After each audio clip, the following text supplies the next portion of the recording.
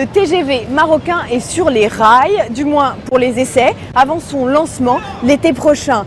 50 minutes pour relier Tanger à Kénitra, des pointes de 320 km/h. C'est le train le plus rapide du monde. Mais c'est aussi le plus cher. Son coût, près de 23 milliards de dirhams, car il a fallu construire des voies, mais aussi des ponts, des gares TGV, mobiliser une armée d'hommes et de femmes pour réaliser l'exploit. Mais au fond du fond, le TGV permettra-t-il le développement du territoire? Et puis surtout, combien allons-nous payer notre ticket grande vitesse? Eh bien, pour répondre à ces questions, nous nous sommes glissés dans les rouages et les coulisses du TGV marocain. Ce jour-là, pas question d'être en retard. Les trains partent à l'heure, dit-on, et celui-ci spécialement ne saurait déroger à la règle. Le fameux train à grande vitesse qui entrera en service à l'été. Pour l'heure, on en est aux essais. On va commencer maintenant?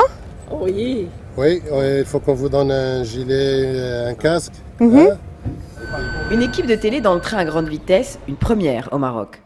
À bord de la rame flambant neuf, le banc et l'arrière-banc de l'ONCF, à commencer par son directeur général, Mohamed Khaleh. Voilà. Oui, très bien. On a fait venir tôt le matin.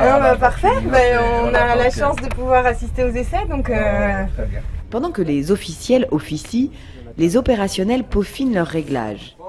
L'essai va se dérouler sur le tronçon Larache-Kénitra et toutes les données vont être analysées.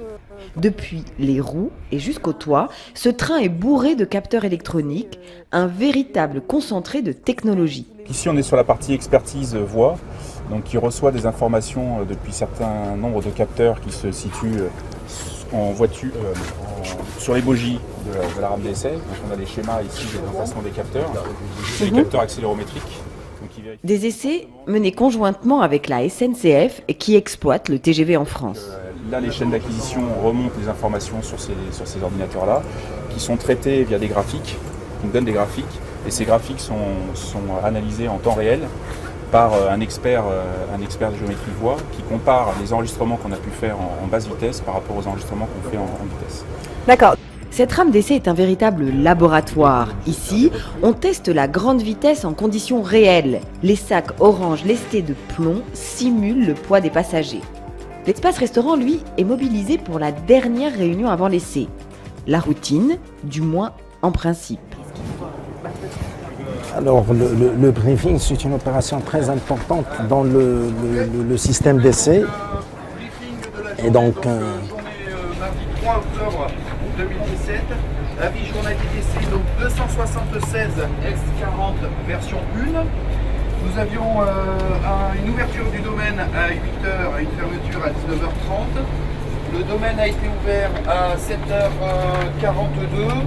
À 8h15, le PCD a fait un avis. Un incident de signalisation vient de se produire à 50 km d'ici. Était en hors service. C'est suite à un problème d'alimentation dans le poste, ce qui a aussi engendré donc la perte de la connexion GSM-R sur la zone du PCBE. C'est un processus tout à fait normal parce que le rôle des essais, c'est effectivement de détecter ces petites anomalies.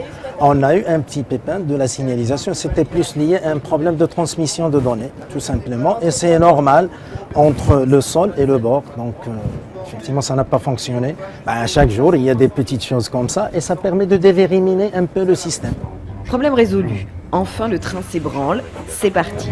On a quitté la voie d'évitement et là maintenant on est sur la voie principale sur laquelle on est. Voilà. Donc là, on est sur la voie TGV. Voilà, nous sommes sur la voie TGV. Le train va prendre un peu sa vitesse.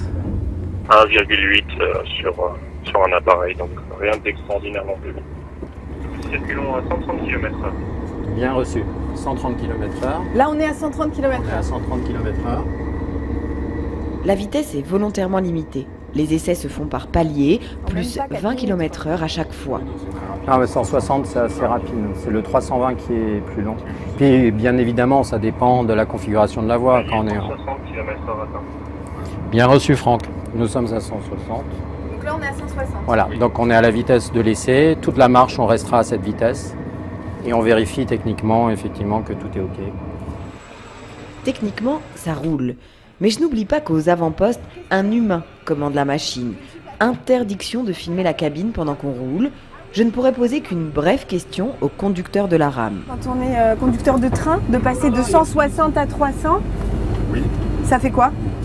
Est-ce qu'il y a une différence? Est-ce que vous le sentez? C'est plus de concentration? C'est quoi? C'est plus grisant ou vous le sentez pas du tout? Non, passer du simple au double concernant la vitesse de 160 à 320, ça fait un changement. Ça fait un changement parce que là, sur les trains classiques, on est deux sur la cabine de conduite, il y a le conducteur et le chef d'essai, le chef de train. Ici, il n'y a que le conducteur, mais c'est la technologie qui l'aide un peu plus pour conduire. Il faut être plus concentré, il faut être plus pointueux, il faut être vraiment très concentré sur la conduite. Conduire le train le plus rapide du monde pour de vrai, un rêve de cheminot. Mais pour y arriver, que de temps passé en pilotage virtuel. 4 mois de formation obligatoire, et c'est à l'Institut de formation ferroviaire, ici, à Rabat, que cela se passe. Ahmed Mataoui travaille sur simulateur. Conducteur de train classique, il doit tout réapprendre. On a un signal qui indique une indication d'avertissement qui consiste à réduire la vitesse pour être en mesure de s'arrêter avant un signal d'arrêt. Je franchis cette gare sans arrêt et je constate la présence des voyageurs. Je dois siffler.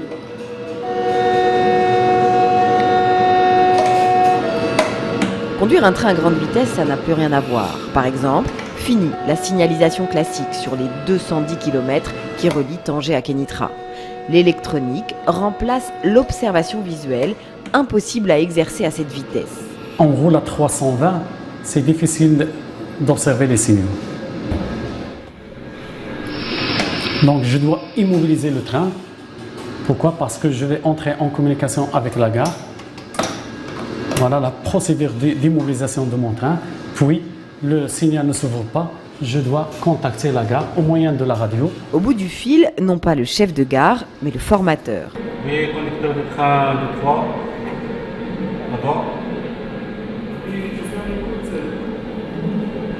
Conducteur, on vous demande de s'arrêter au PK 185. À droite.